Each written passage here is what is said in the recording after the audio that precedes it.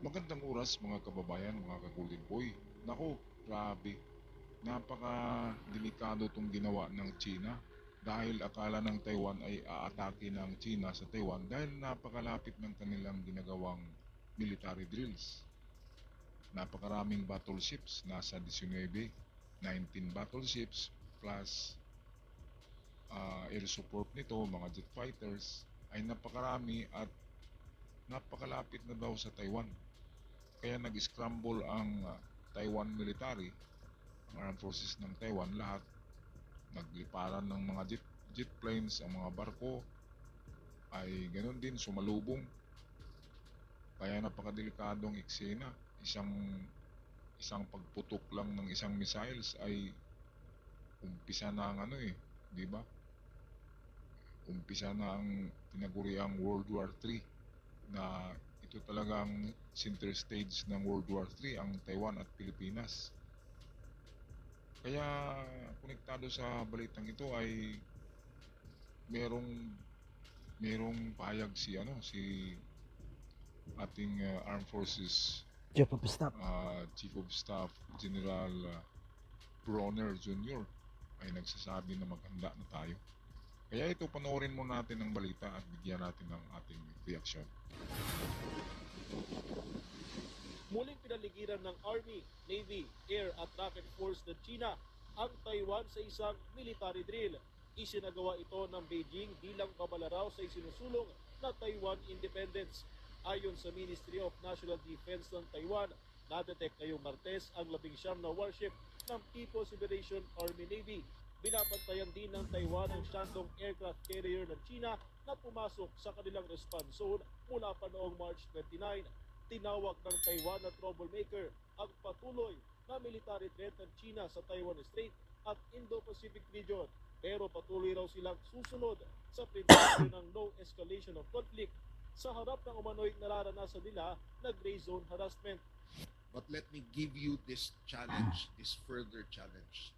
Do not be content with securing just the northern hemisphere up to Mabulis Island.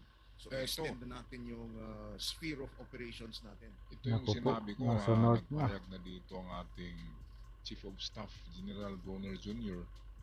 na maganda na tayo dahil kapag sisiklab dyan sa Taiwan ay automatic talaga na tayo ang susunod at meron kasi tayong treaty with Taiwan katulad ng Japan na kung sino man sa atin ang atakihin ng China ay automatic tayong tutulong. Kaya nako, grabe, nakakagulat to, no? Eh, meron tayong tinitingnan na issue sa ating bansa, yung kay Duterte.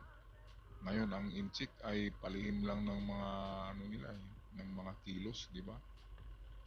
Kasi napokus tayo kay Digong eh, hindi natin napansin ito. Kaya gumawa ako ng video nito na reaction kasi naiwanan natin to na issue eh. Isa ito sa importanteng issue dahil bansa natin ito na agawin ng China. Grabe. Yung kay Digong ay internal na issue, internal threat kasi narito siya sa Pilipinas, sa loob. Ang China naman ay external threat sa atin. Kaya dalawang threat eh. Mga DDS ni Digong tsaka China. Kaya dapat ay yung iwagayway na watawat ng mga DDS ay China na, hindi na Pilipinas.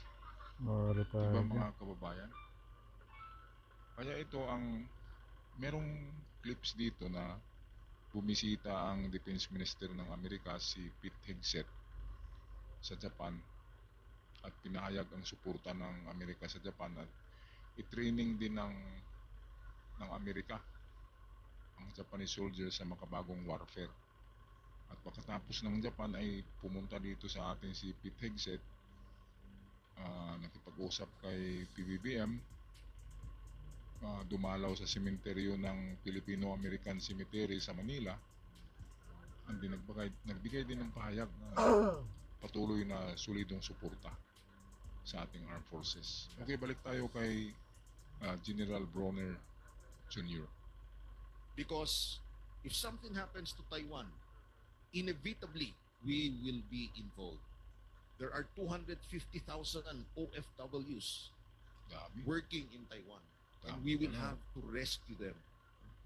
And it will be the task of Northern Luzon Command to be at the front line of that operation. Dagdag ng AFP chief, bahagi ng paghahanda ang konsiderasyong nasa gyera. We are already at war. I am not referring to the kinetic warfare that we see between Ukraine and Russia or between Israel and Hamas. But we are experiencing already cyber warfare, information warfare, cognitive warfare, political warfare. Tama, palihim na tayong ginigera ng Amerika, ng China. Palihim na, hindi natin alam na may gera na nangyayari, na tahimik lang. Yung mga spy nila, ang dami-daming nahuli natin, di ba? Nag-i-espiya sa Pilipinas. Hindi lang yan. Palihim ang mga Chinese na bumibili ng malalaking lupain sa Pilipinas at nagpundo na doon ng kung ano-ano, di ba? Para sa giyera. Kaya napansin natin ang daming mga mga Chinese na ngayon lang natin na narinig ang mga pangalan na bumibili ng malalaking lupa, malawak na lupain, at karamihan ay nagtayo ng mga negosyo, yung mga hardware na Chinese. Magtaka tayo bakit napakaraming branch ng mga hardware na ito, bago lang to eh. Kasi ang mga negosyante na yan ay funded ng Communist China. Mismo ang gobyerno ang nagbigay sa kanila ng kapital para magnegosyo sa Pilipinas. Kaya kawawa ang Pilipinas. Narito na sila eh. Yung mga hardware nila ay pwedeng, yung mga container van nila ay pwedeng lagyan niya ng ng gamit sa gera, at doon nilalagay sa budiga ng kanilang mga hardware. At pagising natin ay meron ng mga inchik na naka-uniforme ng PLA. Di ba? Matagal na tayong pinasok ng China. Sa Pugo pa lang ay napasok na tayo. At meron ng mapping. Minamapping na ng China ang lahat ng ating military facilities. Dito na-transmit na yung mga nahuling spy ay na-transmit na nila yung kanilang mga video sa China. Kaya kahit nahuli yun, ay na-transmit na nila ang mga impormasyon na gusto nilang malaman. Okay, balik tayo kay General Bronner. So, sinisingitan na tayo. The Communist China is already conducting United Front works in our country. Hindi po kathang-isip yun na pinapasukan na nila. They're already infiltrating our institutions. So, Ayan, sana narinig ito ni Marcoleta. Itong balitang ito, napanood ni Marcoleta, at makikita at baka magbago ang kanyang pananaw sa WPS, kasi sabi niya katang-isip lang natin yan. Kung magkagera pala sa WPS, katang-isip pa rin yung gera kahit sumabog na. Napakawalang utak, di ba? Saan na kaya yung tao na yun? Akala niya hindi makikita yung pangalan niya sa mga sa mga leading na mga candidates, di ba? Lang siya eh. Nagpapansin sa remarks na yun para sisikat siya. Pero mali eh. Ang reaksyon ng tao ay hindi siya iboto eh. Kaya mali si Marcoleta doon. Mali siya sa kanyang remarks. Nakatang-isip ang WPS. Dahil kung magkagera ay hindi talaga yung katang-isip. Totoo yan. Okay, so ito, patuloy tayo sa ating video. Tala, ipatutupad na ba ng Philippine Navy ang pinalakas ng Order of Battle sa West Philippine Sea at karagatang sakop ng hilagang bahagi ng bansa, kabilang sa revamp ang command and control sa mga opisyal ng Naval Forces West at Northern Luzon at paghahanda sa mga karagdagang barko na darating, kabilang ang BRP Miguel Malvar at BRP Diego Silang at iba pang mas modernong kagamitan. Nagbibigay tayo ng mas magandang, mas malaking atensyon ngayon sa mga lugar na ito, and these are the naval components confronting them. This unit is a subordinate of the U.S. Indo-Pacific Command. It oversees logistical and administrative tasks in Japan. And now this unit will get its own war room, because Trump sees Japan as the first line of defense. Ito, kahit si Palki Sharma ng Wayon News India, ay ito yung kanyang topic. Ang pagbisita ni Pete Hegseth, ang Defense Minister ng Amerika, sa Japan para i-confirm ang solidong tulong nito. At hindi lang yan, meron silang gagawing pagtitraining ng lahat ng mga sundalo sa Japan sa makabagong paraan at alam ng Amerika na training sa giyera. Kasi ang Japan ang pinakamayaman, pinakamalakas na bansa dito sa Asia na pwedeng tatapat talaga sa China. Di ba kasi noong World War II, di ba, nag-iisa lang ang Japan noon, pero kaya ng Japan ang buong Asia Pacific. Kasama ng China, kaya ng Japan yan. Kaya ngayon, kapag armasan ng Japan ng todo, ay kayang-kaya yan ng Japan.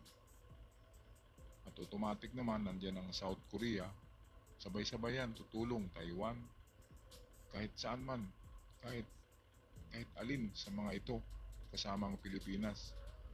South Korea, Taiwan, Japan, Pilipinas, kahit alin sa mga bansang ito, kapag ginalaw ng China, ay meron na tayong kasunduan sa mga bansang ito. Kapag galawin ang isa, ay damay-damay na. Tutulong talaga ang ating mga kaalyado. So kapag galawin ang Taiwan, automatic tayong tutulong sa ganung oras din. Kapag inatake ang Taiwan ngayon scramble kaagad ang ating armed forces. Kaya nga, meron ng mga EDCA sites dyan sa Northern Luzon na malapit sa Taiwan, sa Batanes. Marami dyan. Kasi malapit na yan sa Taiwan, makapag-react kaagad tayo. At pwede natin maabot ng ating mga short-range missiles ang mga barko ng China galing sa Batanes. Kaya napaka-strategic ang mga EDCA sites ngayon ng Amerika. Lahat yan ay nakatutok yan sa China. Lahat yan ay estimated na ang mga missiles ay kayang aabot sa China. Kaya kawawang China yan. Kawawang tumbalugo na ganting sleeping giant daw na na ano bang tawag na giant dyan. Hindi naman natin natatawag na warrior giant kasi mukhang mongoloid, di ba? Yung presidente nila, si Xi Jinping, mongoloid. Yung kanyang mga general, mongoloid din. Kaya ano mga itatawag natin dyan? Sa panahon ng giyera, kapag sila ang atake dito, talagang babalatan yan ng mga standby. Baka pagulungin pa yan sa asin na binabalatan para magmukhang chorizo at uwi sa China na luhaan. Akala nila na kapag ang mga Pinoy ay armasan lang ng Amerika, ay magipaglaban talaga tayo. Basta't agawin ng ating kalupaan ay magbuhis na talaga tayo ng ating katulad ng mga heroes noon sa World War II. Di ba mga kababayan, ano sa palagay nyo? Tayo ba'y tatakbo? Tayo ba'y susurinder sa China? Anong masabi niyo dyan? Hindi kayo kumibo nagkapag-isip tayo. Diba? Susurinder, tatakbo tayo. Pero kapag bibigyan tayo ng Amerika ng mga armas, diba?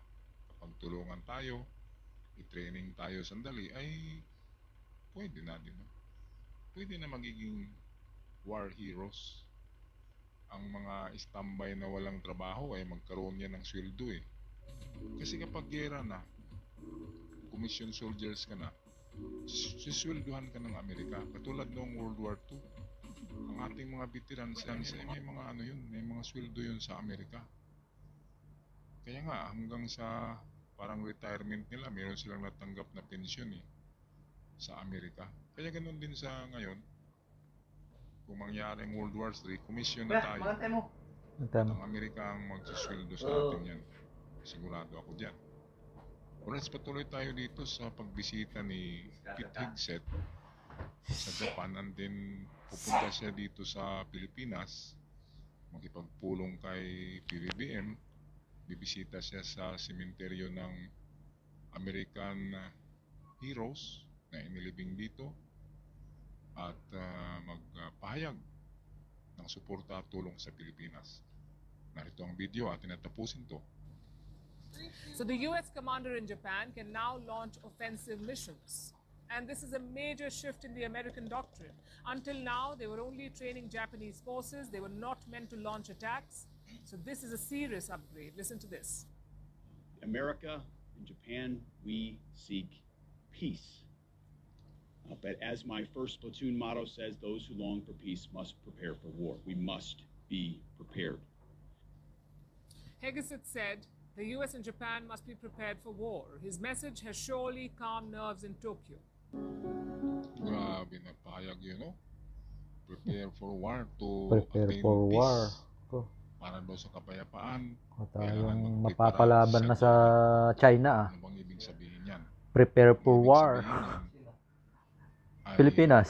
hindi natin ma-attain ang kapayapaan kung hindi natin magapit ang China. Kung hindi ma-defeat ang China, ay walang kapayapaan dahil nandyan palagi yan.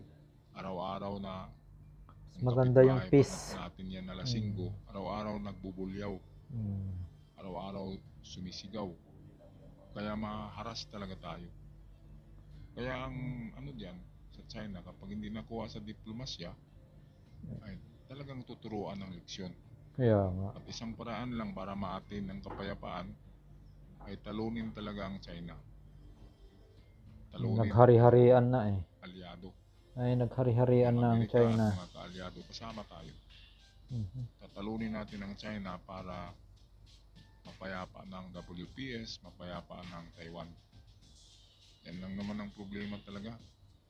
Palaging nanggigipit, palaging nangaharas, di ba? Hindi lang sa WPS, kundi sa Taiwan. At kapag nawala na tong China, ay mapayapa na ang mundo. Mapayapa na ang Asia. Okay, so ito. Tapusin natin ang video.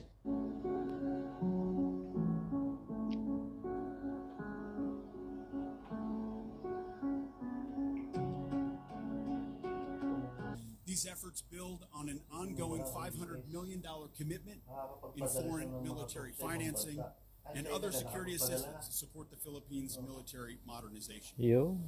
First, we agreed that the United States will Support deploy the additional modernization. advanced capabilities to the Philippines. Ayan, grabe na. Kaya Hindi nga. lang pera eh. Oh. 500 million in cash. Iniwan na niya lahat yung mga At gamit ko. karagdagang Kaya mga nga. high-end, Yan, high di kalakas ang capabilities na ano, kagamitan. Hmm. Wala yan. Katulad sa Ang Japan, China ba yung sabi training. mo, malakas nga, Ang may ating ano, sundalawa bakit nagawa na ba nila yung katulad ng equivalent sa ginagawa ng training US? ng American soldiers. Nag-deploy siya ng mga... Kaya ito ang ano, commitment ano, ng Amerika sa Pilipinas. Ito naman eh. Muling pinahayag ni Pete Hegseth, ang kanilang defense minister, na ironclad. We support the Patuloy pa rin Philippines. ng ironclad commitment ng Amerika sa Pilipinas.